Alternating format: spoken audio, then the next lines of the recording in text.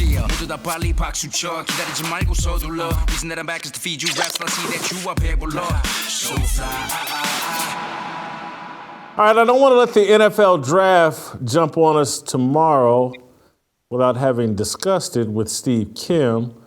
Steve, I think the story of the draft, the victim of the draft, that everything's built around a victim narrative. C.J. Stroud, I think, is going to be the victim for this year's draft. Fits the profile. He's black. That's all the qualifications you need to be a victim right now in the sports world. RG3 has decided to defend this victim and cape up for this victim.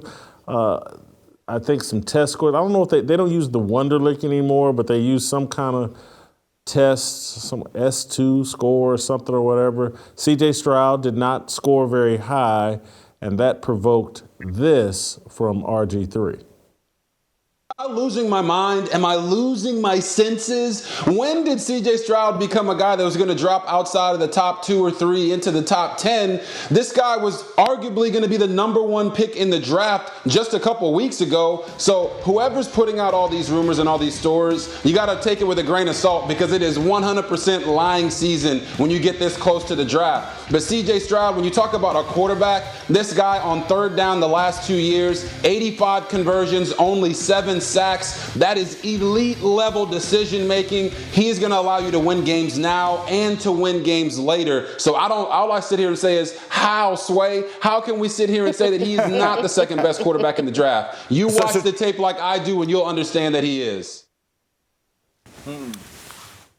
So that's just a little taste to think what we're going to hear. There's obviously, I think yesterday or earlier this week, we talked about David Mulugheta, his agent, being a problem for the Houston Texans. Mulugheta was Deshaun Watson's agent. But look, people got concerns about C.J. Stroud. The guy scored like a 9 on whatever this new Wonderlic is, and and Bryce Young scored a 98. Oh, no, I'm sorry. He scored an 18.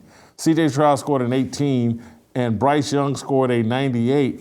That's a pretty wide disparity. I don't blame teams for given the agent, given some other issues, I don't blame teams for maybe having second thoughts about where C.J. Stroud ranks in this draft.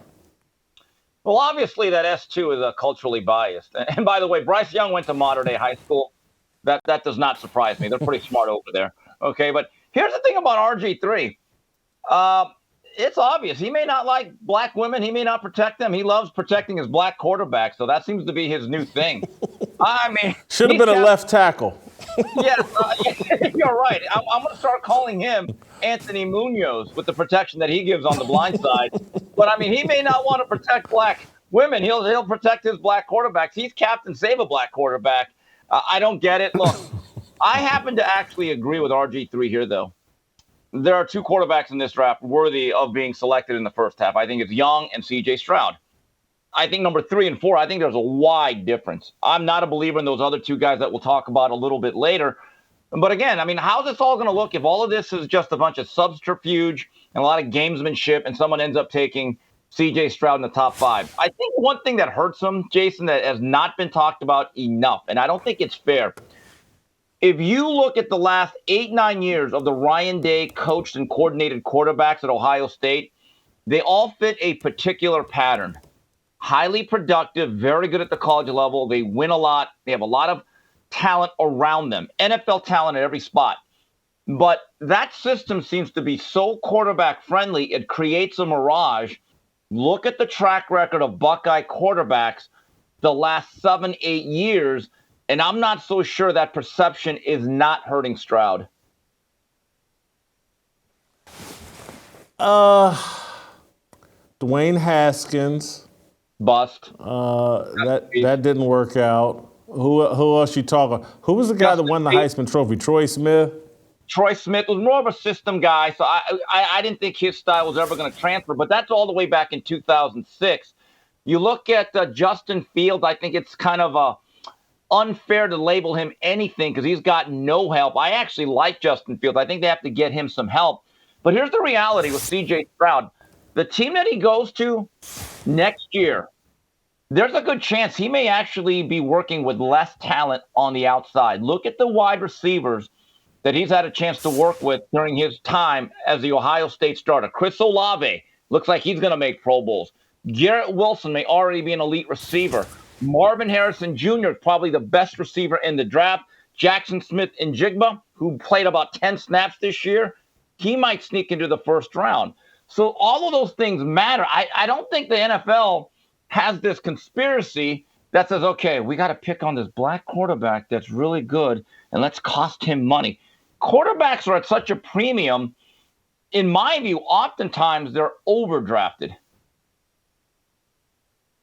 Yeah, many of them are overdrafted, and look. I hope they don't turn this into, because he's not going to fall that far, but I hope they don't turn this into a Lamar Jackson situation where we just sob story after sob story. And I know they got to have some narrative, they got to have some story to build around. And it's, oh, what's going to happen to C.J. Stroud? Nothing. He's going to be a first round pick. You know, it's actually. Just like I said, I think I said this on draft night for Lamar Jackson. The later you go, the better it is actually for you as a quarterback. Lamar Jackson went to a very good team. That's why he's had so much success his first 5 years in the league. And I said that draft night, that he's getting to go to one of the best organizations in the NFL, and that's actually going to help him. Let's quit throwing a pity party for him. He's going to make a lot of money. I think he made 20-some-odd million last year in the last deal last year of his rookie contract. You know, he's not, if he never makes another dime, if he does anything smart with his money, he's going to be perfectly fine. The other quarterback that's drawing some interest is a guy you don't like, but Vegas is starting to like. The guy has gone from, you know, a 40-1 or 400-1 or a real long shot, plus 450, I think, to be the number one overall pick, to now he's a 4-1 shot. Vegas is hearing something about Will Levis, that teams are starting to fall in love with him. He's got ideal size. Why don't you like Will Levis?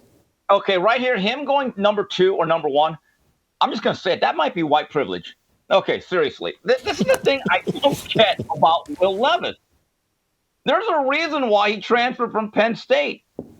He couldn't beat out Sean Clifford, who's a mid-level, kind of sort of above average Big Ten quarterback. Sean Clifford is not Kerry Collins. And if you watched the Kentucky games last year, I watched a few, I know there wasn't a lot of talent. What I don't like about him is that he has a big arm. He has all the physical attributes. One thing he doesn't do enough, does not hit the routine throws, and I do question his football IQ. And I said this to Coach Brown yesterday when I was on his show. The end of the Mississippi game last year, where they needed a drive to win the game late, they were in position to win it after a big play. He snaps the ball too early, nullifying a touchdown because he wouldn't allow his guy to get set. That's on the quarterback because there was plenty of time. The next play, there's a face side blitz. That is his responsibility. And I'm thinking to myself, kid, get rid of the ball. Get rid of the ball. It's first down. Took a sack fumble. They lose the game. And I said, low football IQ. I was off on him right then. And throughout the rest of the year, statistically, and if you look at the tape, he throws a lot of one-hoppers. But Will Levis has the ability to mesmerize you with the tangibles that he shows. You know what it reminds me of? Ryan Garcia. Do you know why Ryan Garcia got so popular? It wasn't really his boxing ability. It's his ability to do TikTok and Instagram videos where he's blindfolded, hitting a heavy bag or a cobra bag, looking like Mexican Roy Jones. He does all this fancy stuff. You know, one arm behind his back, throwing 18 left hooks. But in a fight, he can't throw a regular jab and move forward properly. That's Will Levis. Will Levis, if you watch his workouts and the videos he puts up, he has an absolute whip and a cannon, and he can do things that are unbelievable against cones and air. This game, the last time I checked, is played against NFL defenders. I'm just telling you right now, any team that drafts both Levis and Anthony Richardson in the top 10 and expects them to play early, you might be drafting in that top 10 again for the next few years. That's my prediction. The Korean Mel Kiper has gone on the record. Nice hair, by the way, though. Does he have any athleticism? Yes. Since he's a white quarterback, he's got that deceptive speed. But yes, he is not a statue. He actually has really good legs, and he's very tough. I will give him that. So, but again, aren't people perhaps saying, and they're probably seeing ghosts. It's probably not real, but what they think is like, oh, this could be Josh Allen. Remember, Josh Allen, his accuracy in college was horrible, and all these other knocks on him. But if we get him into this NFL system, we can make it work. Are people perhaps seeing that in Will Levis? Right. There is an argument for that, Jason, but I argue this. Isn't that the anomaly? And the reason why we call it an anomaly, the very definition is it doesn't happen often.